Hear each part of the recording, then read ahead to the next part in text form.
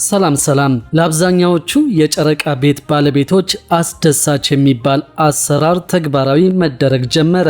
በዚህም መሰረት ለጨረቃ ቤቶች ባለቤቶች የባለቤትነት ማረጋገጫ እንዲሰጥ የተወሰነ ቢሆንም በ3 ከተሞች ግን ውሳኔው ተግባራዊ እንደማይደረግ መንግስት መወሰኑን ለማረጋገጥ ችለናል። በዚህ አሰራር መሰረት ቤታቸው የሚፈርስና የማይስተናገዱ ግለሰቦች ተለይተው መቀመጣቸው ታውቋል።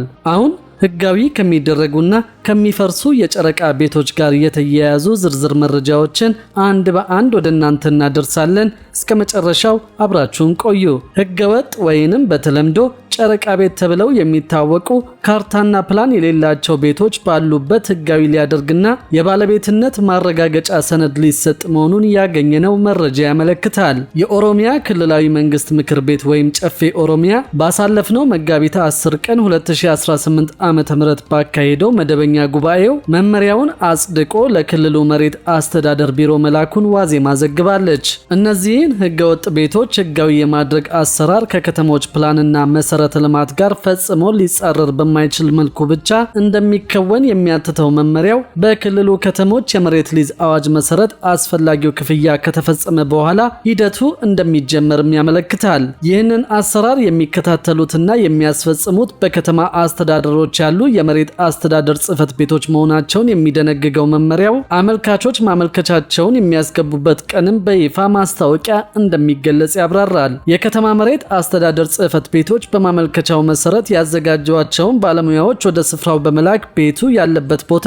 ከከተማው ፕላን ጋር የሚጣጣም መሆኑ ከተጣራ በኋላ ቤቱን ህጋዊ የማድረግና የባለቤትነት ማረጋገጫ የምስክር ወረቀት የመስጠት ሂደቱ እንደሚጀመር መመሪያው ያዛል። ህጋዊ የሚደረገው የመኖሪያ ቦታ በካሬ ሜትር ተለክቶ ከከተማው የመሬት ሽንሸና ደረጃ ወይም ስታንዳርድ የሚተርፍ ከሆነ መሬቱ ወደ መሬት ባንክ ተመላሽ እንደሚደረግ መመሪያው አትቷል። እነዚህን ህገወጥ ቤቶች ህጋዊ የማድረግ ስራ ሸገር፣ አዳማና ቢሾፍቱ ከተሞችን እንደማያካትትም በመመሪያው ላይ ተገልጿል። ክፍያን በተመለከተ በሊዝ ስርዓት በሚተዳደሩ ከተሞች በከተማው የመሬት ደረጃ መሰረት የከተማ መሬት ሊዝ አዋጅ ከጸደቀበት ከጥር 24 ቀን 2005 ዓ.ም ጀምሮ ያለውን የሊዝ ውዝፍ ክፍያ እንዲሁም የጣሪያና ግድግዳ ግብር ክፍያ አመልካች መክፈል እንደሚኖርበት በመመሪያው ላይ ተደንግጓል። በመሬት ሊዝ ስርዓት ስር ባልገቡ ከተሞች የሚገኙ ቤቶች ደግሞ ከጥር 24 2005 ዓ.ም ጀምሮ በከተማው ደረጃ ተሰልቶ የመሬቱን ኪራይ እንዲሁም የጣሪያና ግድግዳ ግብር ክፍያ በተጨማሪም የክፍያውን 30% ቅጣት መክፈል እንደሚጠበቅባቸው ሰነዱ ላይ ተጠቅሷል። ክፍያውን በአንድ ጊዜ ከፍለው ማጠናቀቅ ለማይችሉ ሰዎች በ2 ዓመታት ውስጥ በ4 ጊዜ ክፍያውን ከፍለው ማጠናቀቅ እንደሚችሉ የፈቀደው መመሪያው በተቀመጠው የጊዜ ገደብ ክፍያውን ያላጠናቀቀ አመልካች ግን መሬቱ ህጋዊ እንደማይደረግለትና የከፈለውንም ክፍያ መልሶ ብሎ መጠየቅ እንደማይችል አስጠንቅቋል።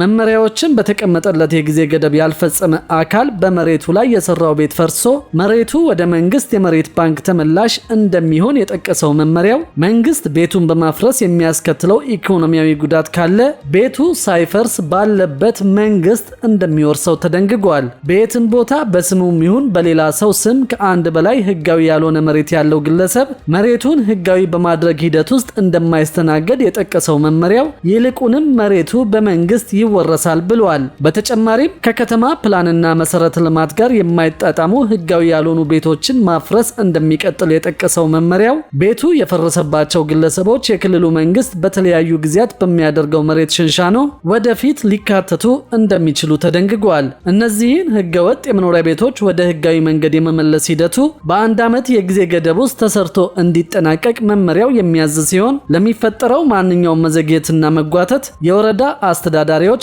የከተማ ከንቲባዎች፣ በየደረጃው ያሉ የመንግስት የመሬት አስተዳደር መዋቅሮች ተጠያቂ ይሆናሉ ሲልም አስጠንቅቋል። የኦሮሚያ ክልል የከተሞች ፕላን ኢንስቲትዩት በበኩሉ ከክልሉ መሬት አስተዳደር ቢሮ ጋር ለስራው መሳካት በቅንጅት እንዲሰራ ያሳሰበው መመሪያው በአግባቡ ስራ ላይ መዋል አለመዋሉን እንዲቆጣጠር ጭምር አዟል። ይህን ስራ በዋናነት ኃላፊነት ወስደው የሚሰሩት የክልሉ የመሬት አስተዳደር ቢሮ፣ የክልሉ የከተማ ልማትና ቤቶች ቢሮ እንዲሁም የክልሉ የከተሞች ፕላን ኢንስቲትዩት መሆናቸው ተመላክቷል። መመሪያውን በየጊዜው በመከታተል ኦዲት የሚያደርጉ የክልሉ የመንግስት መዋቅሮች በመመሪያ ውስጥ የተዘረዘሩ ሲሆን እነሱም የፕሬዝዳንት ጽህፈት ቤት ቢሮ፣ የክልሉ ጠቅላይ አቃቤ ህግ ቢሮ፣ የክልሉ የገንዘብ ቢሮ፣ ቢሮ፣ የክልሉ የገቢዎች ቢሮ እንዲሁም የክልሉ እቅድና ልማት ኮሚሽን ናቸው። ለአንድ ሰው ከአንድ መሬት በላይ ህጋዊ ማድረግ ይህ መመሪያ ከወጣ በኋላ አስፈላጊው ማጣራት ሳይደረግና አመልካች የሚጠበቅበትን ክፍያ ሳይፈጽም ህጋዊ ላልሆኑ ቤቶች የመሬት ባለቤትነት የምስክር ወረቀት መስጠት ከባድ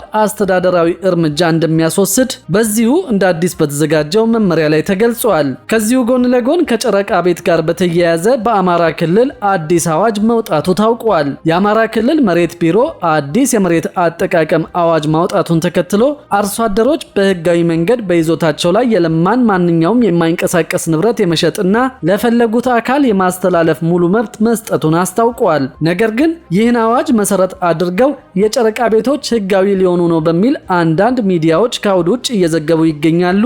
ይህ ስህተት ነው በማለትም አስታውቋል። በአዋጁ ከመሬት አጠቃቀም እቅድ ውጭ የጨረቃ ቤት ያለው ሰው በይዞታ መሬቱ ላይ የተፈራን ንብረት መሸጥ መለወጥ እንደሚቻል የፈቀደ ምንም አይነት የገጠር መሬት አስተዳደርና አጠቃቀም አዋጅ የለም ተብሏል። በአዲሱ አዋጅ መሰረት በከተማ አቅራቢያ የመሬት አጠቃቀም እቅዱም ወይም ፕላንን መሰረት ተደርጎ በይዞታው ላይ ላልተፈራ ንብረት አንዳችም የመሸጥና የመለወጥ መብትን የፈቀደ ህግ እንዳልወጣ ተገልጿል። የሚመለከተው አካል በመሬት አጠቃቀም እቅዱ መሰረት ፈቃድ ሳይሰጥ በእርሻ መሬት ላይ የተፈራን ንብረት በተመለከተ ህጉ የሚለው በተለይ የተሰራው ህገወጥ ግንባታ ከሆነ እንኳን መሸጥና መለወጥን ሊፈቅድ በገንዘብ እስከ 50 ሺህ ብር በእስራት ደግሞ እስከ 7 ዓመት የሚያስቀጣ መሆኑን ሊታወቅ ይገባል ተብሏል።